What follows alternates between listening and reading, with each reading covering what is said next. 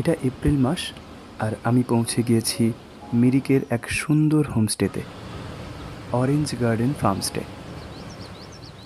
বর্ষায় কিন্তু পাহাড় আরও সুন্দর হয়ে যায়।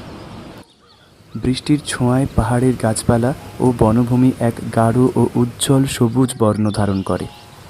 মনে হয় যেন পাহাড় কোনো এক সতেজ মখমলের চাদর গায়ে জড়িয়েছে। বর্ষায় পাহাড়ের চূড়াগুলো প্রায়ই মেঘের আড়ালে ঢাকা পড়ে থাকে।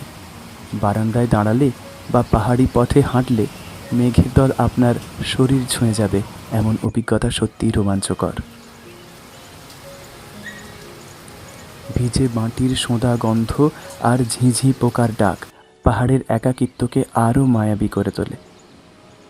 মেঘলা দুপুরে এক কাপ ধোঁয়া ওঠা চা হাতে পাহাড়ের ঢালে বসে থাকা এক গভীর প্রশান্তি দেয়।